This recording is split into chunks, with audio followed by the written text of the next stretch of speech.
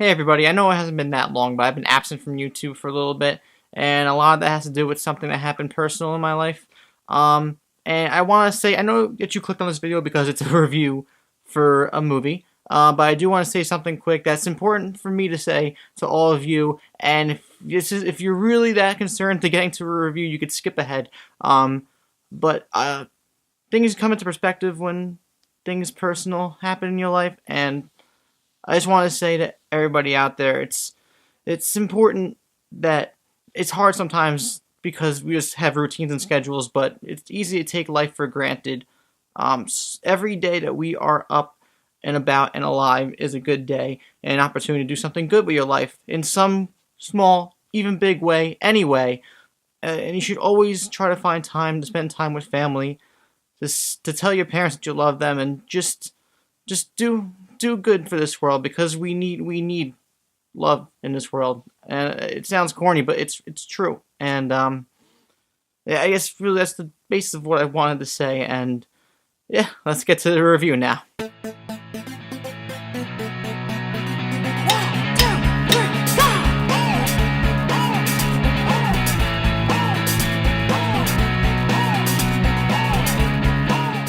Hello everybody, welcome to the MaffmanJones movie channel. I'm your host, John Maffio, Preston Esquire, Jr. Johnson, and today's featured movie is Tomb Raider. No, not the original 2001 and 2003 movies with Angelina Jolie. We're talking about the newest adaptation from a video game. It's based more on the 2013 game that came out from Square Enix. It stars Alicia Vikander and Walton Goggins, and it's the story of Lara Croft, who comes back into the fray because her father's been missing for so long, and she still believes that he's out there and alive.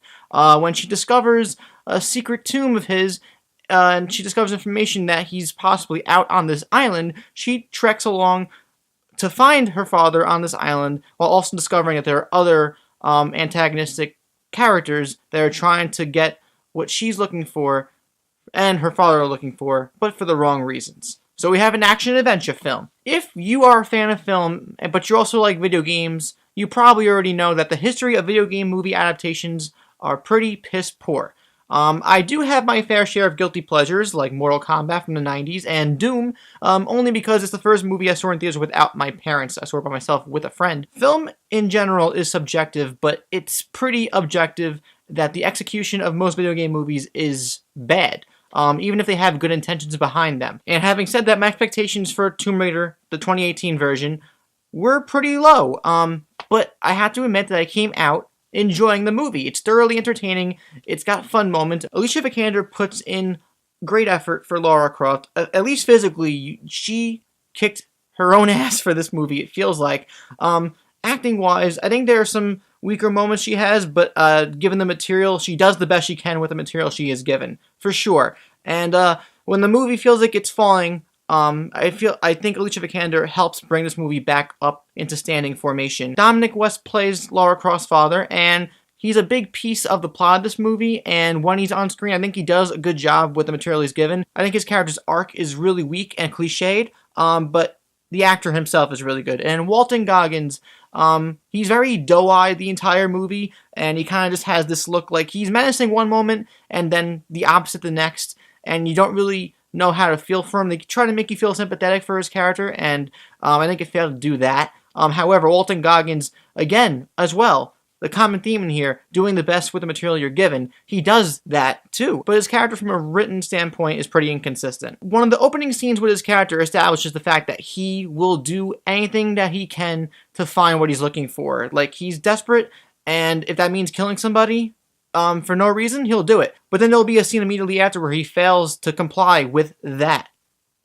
So then you're like, okay, so what was that all about? The plot for this Tomb Raider 2 is pretty cliched. It's derivative of other great movies. A couple that came to mind for me are Batman Begins and The Last Crusade. The Last Crusade for some of its adventuristic qualities, and the way that some things pan out in the third act of the film. Batman Begins, because it feels like the origin story for Lara Croft in this movie is taking straight out of Batman Begins, where we see this character out on her own, doing her own thing. She's been away from her company because her father owned this big company for so many years, and once he disappeared, she kind of just went off and did her thing. And then she comes back to the company, and they're like, "Oh, Lara, it's you?" When they're like, "Bruce Wayne?"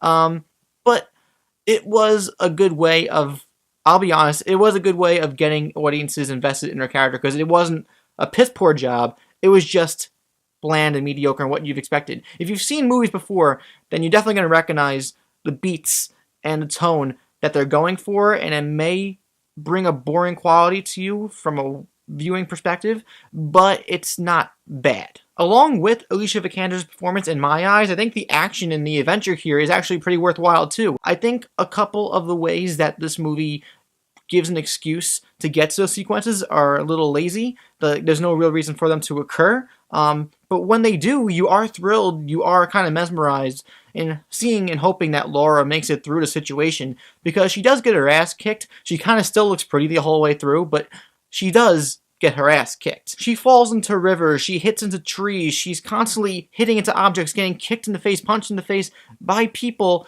but she looks like she went through a little pointy thorn maze the entire movie, and she looks gorgeous. And Alicia Vikander is gorgeous, but given situations that she was going through in this movie, like environmentally speaking at least, she should look a lot worse than she does in this movie. And it might take you out of the movie if you care about that kind of thing. But I think my biggest criticism of the movie is that it just spells everything out for you, along with just being a very bland, repetitive, and cliched story that you've seen time and time again, which I can't fault the movie for if it's just trying to play it safe.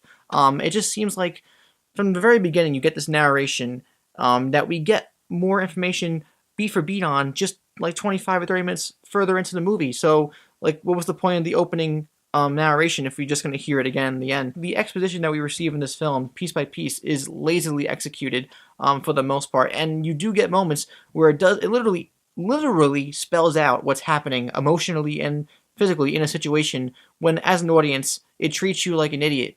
And you're like, but I know this is what's happening right now. You explained this before.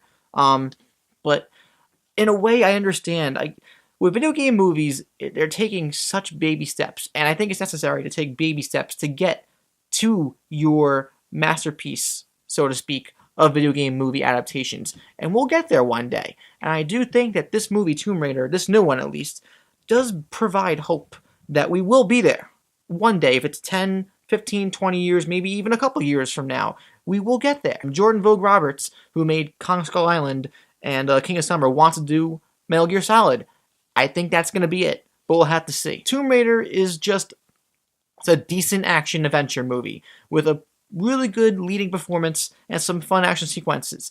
It's nothing special, it's nothing really memorable either, and it's maybe not worth the price of admission because movies cost so much money these days, and we have so many big movies coming out in the next few weeks, and Wrinkle of Time, which, by the way, wasn't good, but I think its theme of love and the message that it brings to kids makes the movie worth seeing over a movie like this. But Tomb Raider is a harmless adventure. I'm going to give Tomb Raider a 2.5 out of 5 stars. It's a Sam Worthington Applebee's meal, not quite fresh, but it's not bad.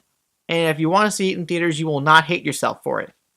So yeah, it's an improvement. But now I want to know from all you guys. I did see this movie a week and a half ago, but when you finally see Tomb Raider in theaters this weekend, I want to know what you thought of it. Let me know in the comments down below. Do you agree this is a step in the right direction, or are we still in the mud, in a deep, deep hole in terms of video game movies? If you enjoyed my review, please like, subscribe if you haven't already. Check out my Stardust down below because I've done a couple on Tomb Raider on that app. And if you haven't download it, follow me first, and look forward to more of those. Because when I can't review movies on here, I do many reviews on there.